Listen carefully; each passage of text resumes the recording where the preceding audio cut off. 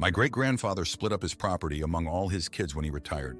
When he did this, it was way outside the city limits. My grandmother only had one child, my dad, and I am her only grandchild. My dad gave me the land, my piece is the biggest. We are also close enough now for city water and power. Some of the land has been sold to developers. My uncle subdivided his portion into acreages. He kept one and gave each of his kids a plot. My cousin has spent 10 years building his dream home. It is up the hill from my cabin. I bought an old one-room schoolhouse and moved it onto my land. I love it. I will retire there someday. But it needs work. My cousin has been bugging me to clear some of my woodlot. It blocks his view of the valley. He chose that lot. I don't know why he would pick a location with an obstructed view. My wife and I live and work in the city. We only go out to the cabin a few times a year.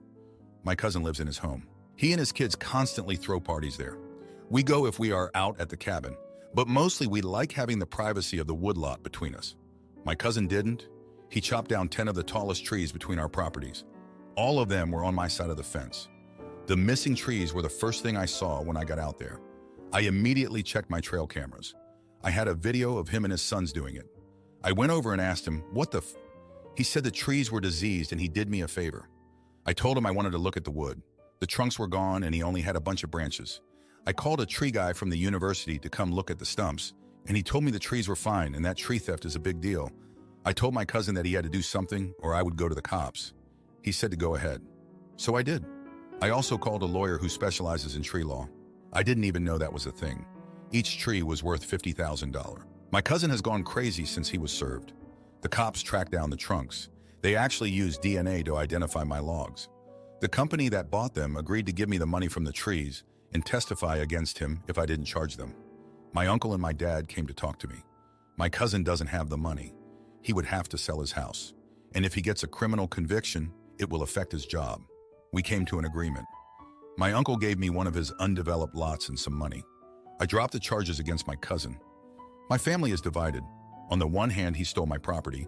On the other, I took money from my uncle in return for not making my cousin homeless.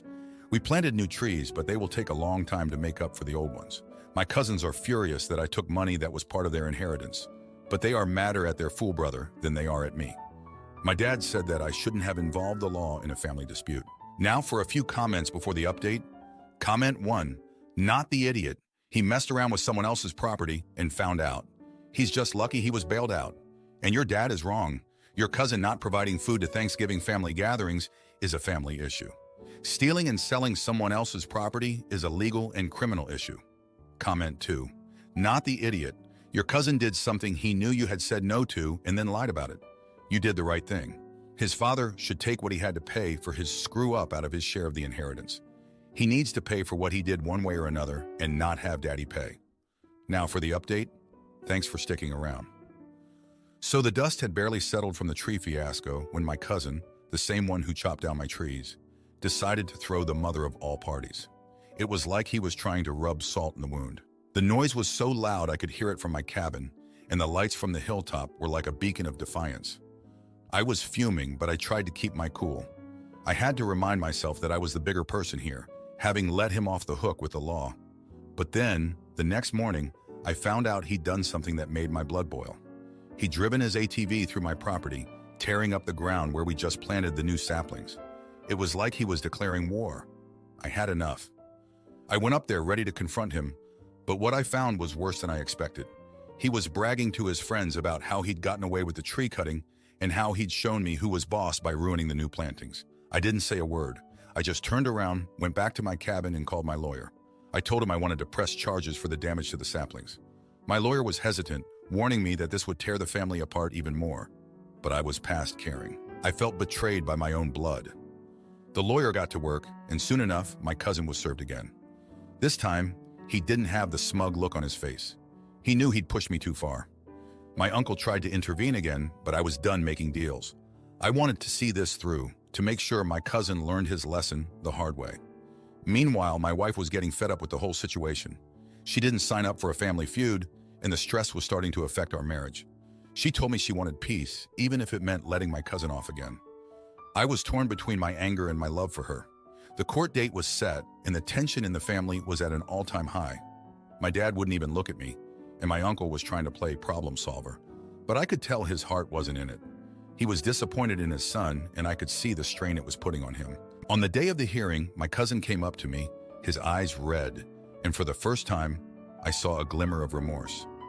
He told me he was sorry, that he'd been an idiot, and he didn't want to lose his home or his job. He begged me to reconsider, offering to do anything to make it right. I was ready to dismiss his plea, but then I looked over at my wife. She was watching me, and I knew what she wanted. It was a test of my loyalty, to her, and to what was left of my family.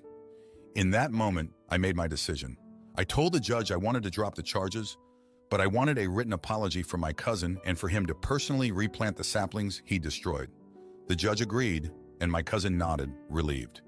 It wasn't the outcome I had wanted, but I could see the relief in my family's eyes. My wife squeezed my hand, and I knew I'd made the right choice for us. After the hearing, my cousin kept his word. He replanted the saplings, and he gave me the written apology. It was awkward, and the air was thick with unspoken words, but there was a sense of closure. My wife was happy, and that was worth more to me than winning the feud. But karma has a funny way of coming around. A few weeks later, my cousin's house was up for sale. Turns out the partying and the legal fees had caught up with him, and he couldn't afford to keep it anymore. He moved into a smaller place down the valley, and I heard through the grapevine that he'd sobered up and was trying to get his life back on track. As for me, I got my peace and quiet back. The saplings are growing, and my wife and I are stronger than ever. I learned that sometimes walking away from a fight is the hardest and bravest thing you can do, and sometimes it's the only way to win. Thanks for reading.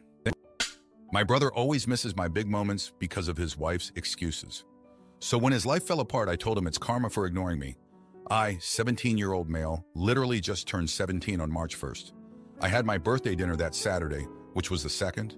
I was expecting my whole family to come, but instead my 25-year-old brother called to cancel and let me know that he couldn't come because his wife, who is also 25, had a migraine. I was upset, but I expected it. This happens often whenever I have something special to me. For example, at my 8th grade graduation, my brother had to miss it because his wife was too tired from work. At my 9th grade award ceremony, my brother had to miss it because she was sick with the flu or something.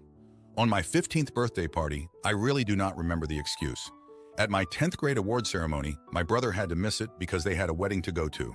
On my 16th birthday party, my brother had to miss it because his sister was in the hospital. And now on my 17th birthday party, my brother had to miss it because she had a migraine. I can't really blame her for this, I guess.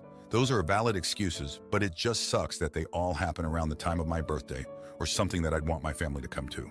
I don't even mind if she doesn't come, I just like my brother to come. I'm just happy that my other family members do come and support me, which I love. On Wednesday, my brother came by and gave me some money and a birthday card. He apologized for missing my birthday again and asked me if he could take me out to eat to apologize again for missing my birthday party. I'm not gonna lie, if this was a one-time occurrence, I would have taken him up on the offer like I did the first and second time he missed my birthday. But this time, I wasn't really feeling it. And I just told my brother that I appreciate his gift, but I was all right. He took it well, as I thought. But apparently he was hurt by me turning down the offer because my other brother, 21-year-old male, and my dad came to me and asked me why I didn't want to go out with my brother this Saturday because he was hurt that I rejected his offer. I told them that he didn't seem hurt when I rejected it, but they told me that he was and felt really bad about missing my birthday. I told them that it's really not that big of a deal, and I'm not mad about it. I said that he already got me something and I was happy with it. Cut to today, he called me again and asked me if I was sure if I didn't want to go out to eat today, and I told him I was sure. This time, I could really tell in his tone of voice that he was actually sad about it. My dad told me that he wants me to go out to eat with him tomorrow so he doesn't feel bad. I told him that he does this every year, and I'm just used to it. I said that I'll be surprised if he even came to my graduation. My dad then told me that he feels like I'm doing this to be petty and only trying to make my brother feel more guilty. My family is making me feel like I'm in the wrong for rejecting his offer, and I'm so confused. Now, for a few comments before the update. Comment 1, not the idiot. The first time it stinks, but it's understandable. The second is an unlucky coincidence. The third time, it's a pattern. What did your family expect? Of course, you will get used to it and think nothing of it when it keeps happening. Side note though, I would definitely talk to him about it when you can. It's important he knows that you didn't mean to hurt his feelings, but that it is always hurting yours. Does your sister-in-law have any issues with you or anyone else in the family? She is clearly the issue since all these problems just happen to occur whenever you have something important going on. Comment 2. Not the idiot.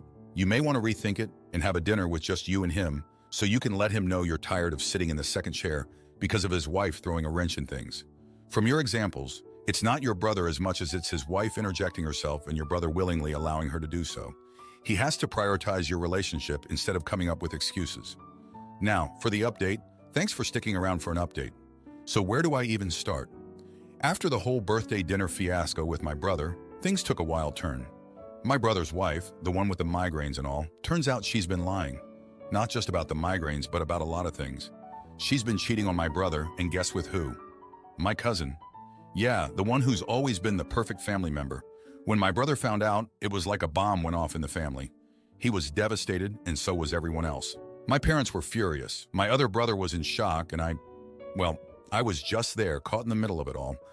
My brother moved back in with us for a while, and the house was just filled with this heavy, awkward silence. No one knew what to say or do. It was like we were all walking on a tightrope, trying not to make things worse. But then, as if that wasn't enough, my other brother, the 21-year-old, got into some serious trouble. He got caught up in a hit and run. He wasn't driving, but he was in the car and didn't report it. The guilt ate him up until he finally confessed to the police. The family was in the spotlight again, and not in a good way. My parents were dealing with one son's divorce and the other's legal issues. It was a mess. Amidst all this, my brother's wife had the nerve to show up at our house begging for forgiveness, crying about how she made a mistake and how she still loved my brother. But the damage was done. My brother wouldn't even look at her. I felt a mix of anger and pity for her. She had caused so much pain, yet there she was, broken and alone. The aftermath was rough. My brother's divorce was messy, with her trying to take everything from him. My other brother was doing community service and attending court-ordered therapy. And me? I was just trying to keep my head down and get through my last year of high school. But life has a funny way of not letting you catch a break.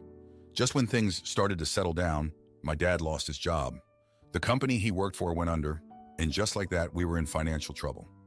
My mom started working double shifts, and I picked up a part-time job after school. We were all pulling our weight to keep the family afloat. Through all this, my brother kept trying to make amends with me. He'd show up at my job with lunch, or he'd offer to help me with homework. I knew he was trying to make up for all the missed events, but I couldn't shake off the resentment. It felt like too little, too late. Yet I couldn't bring myself to push him away completely. He was still my brother after all. And now, here we are, 3 months later. My brother's divorce is finalized, and he's slowly rebuilding his life. My other brother is still dealing with the repercussions of his actions, but he's getting better. My dad found a new job, and things are starting to look up financially. As for me, I'm still here, in the same house, with the same family drama. I know I should probably get out, find my own path, but it's not that easy. This is my family, and despite everything, I can't help but hope things will get better. Maybe I'm naive, or maybe I just believe in second chances. Either way, I'm sticking it out, for better or worse. Thanks for reading. My sister's husband tried to turn the family against me over a baby name. So I exposed his manipulation and watched as she kicked him out and took control of her life. My sister gave birth to my nephew in January, and she gave him a name that I dislike, which is Philip. The two of us have always been very close, and we always swore we would be honest with each other when asked. That has always been our relationship. We feel it keeps us close and prevents hard feelings, because if we don't want to hear something, we just don't ask. There has never been a time when I didn't want her honesty, so I will ask her anything looking for an honest answer. My sister is a little more sensitive, which is nothing wrong with that, but I understand if she doesn't ask everything if she feels like it would hurt her feelings. She asked me what I thought of the name because I was the only one who didn't comment about loving the name up, according to her. And I'm not saying every single person she meets compliments the name, just that those in her and her husband's circle did. So 2/3 weeks after my nephew was born, she asked me if I didn't like his name. She said my reaction was very muted and it made her wonder. So I was honest and told her I didn't like the name, but reassured her I love my nephew very much. She asked some more questions that I answered honestly, and I was even open about names I would use for my future child when asked. My sister made a joke that it was weird to find a topic we were so opposite on, our taste in names, but she was glad we had talked. I didn't think anything more of it, and then a week and a half ago, my sister's husband made a sarcastic remark that he was surprised I would spend money on such a nice gift for my nephew. I ordered a custom blanket for him that has his name on it when I don't even like the name. My sister told him to stop and apologized to me for his reaction. He grumbled and she grumbled back at him. Then he got me alone and told me I had made my sister cry when I told her I disliked my nephew's name. He asked me how I would like it if she said that to me, And I told him I would expect her to be honest if she did dislike the name I picked for my future kids, and I asked her the question. I said we don't lie to each other, and it's been that way since we were kids. He said he had no idea what kind of name I would like if I disliked Philip, and if I disliked the middle name too, but it takes a special kind of shitty person to tell a new parent they dislike the name they chose for their kid.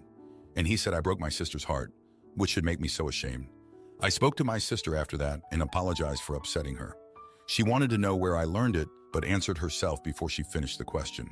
She apologized to me and admitted she was upset, but that she should have known better than to ask the question, that I didn't go out of my way to give feedback on the name, and she knows herself better than that. She apologized for her husband again and told me not to listen. But then her husband reached out again and told me my sister is trying to spare my feelings. So am I the idiot? Now for a few comments before the update. Comment 1. No idiots here. Important point I'd like to bring across. It's okay to be upset by something someone has said. It's okay to cry. And then you deal with the disappointment and continue your life. Looks like your sister did that, but her husband isn't. Your sister needs to accept, if she hasn't already, that not everyone loves the name. And that's okay. You've shown you love your nephew and you've accepted the name, not that you need to, by giving that blanket. I really don't see a problem, except brother-in-law needs to get over it himself. Brother-in-law needs to accept that sometimes stuff happens that upsets his wife. It's his job to comfort her and help her deal with it, preferably without blaming others. Comment 2. Not the idiot, your sister even said it herself. She shouldn't have asked if she didn't want the truth, as that's the relationship you have. You are making an effort to embrace the name, and you've apologized for any hurt feelings. Her husband is being a major AH at this point, especially for going behind his wife's back multiple times to attack you. My bet is it was his name suggestion and he's personally hurt in attacking you for it. If he tries to bring it up again, I would immediately shut him down and say you're not continuing this conversation with him. And if your sister has an issue, she can bring it up herself. Now for the update. Thanks for all the comments on my last post. So things have been pretty busy since then. After the whole name drama, I thought we'd move past it. But no, my sister's husband, let's call him Mr. Sensitive, decided to stir the pot again. He went behind my sister's back and started a group chat with our family, basically saying I was disrespecting their choice and how I should apologize to everyone for creating tension. I mean, come on, it was a private conversation between me and my sister. My mom got involved, and she's always had a soft spot for Mr. Sensitive. She called me, her voice all shaky, saying I should just apologize to keep the peace. I was fuming but kept it cool on the phone. I told her I'd think about it. But inside I was like, why should I apologize for being honest when asked? Then out of nowhere, my cousin, who's always been a bit of a gossip, leaked screenshots of the group chat online. It blew up. Friends, distant relatives, and even some random people were weighing in on the drama. My sister was mortified, and Mr. Sensitive suddenly played the victim, saying he was just trying to protect his family. But here's where it gets even crazier. My sister, bless her heart, decided to host a family dinner to clear the air. It was tense. You could cut the awkwardness with a knife. Halfway through, Mr. Sensitive got up and announced that they were considering changing Philip's middle name because of all the feedback. My sister looked like she was about to cry, and I felt a pang of guilt, even though I hadn't said a word about the middle name. The dinner ended with my aunt, who's never liked Mr. Sensitive, calling him out for being manipulative and causing unnecessary drama. She pointed out how he'd been walking all over me, and I never stood up for myself. It was like she was voicing all the things I'd been feeling, but never had the guts to say out loud. After everyone left, my sister and I had a heart-to-heart. She admitted she felt trapped between her husband and her family. I told her I'd support whatever decision they made about the name, but I couldn't keep being the punching bag for Mr. Sensitive's insecurities. The next day, my sister announced they were keeping the name as is, and Mr. Sensitive posted a public apology for overreacting and dragging the family into it. It seemed like things were finally settling down. But then my sister found out Mr. Sensitive had been talking to his ex, complaining about our family and seeking comfort. She was devastated. It was like one soap opera twist after another. My sister kicked him out, and now they're talking about separation. It's been a mess, but through all this, I've realized I need to stop letting people walk all over me, even if it's family. I've started setting boundaries, and honestly, it feels like a weight's been lifted off my shoulders. Thanks for reading. If you like this video, you'll probably like these too. Also, while you're here, please consider subscribing. It's your support that keeps this channel alive and allows me to make better and longer videos. Have a great day.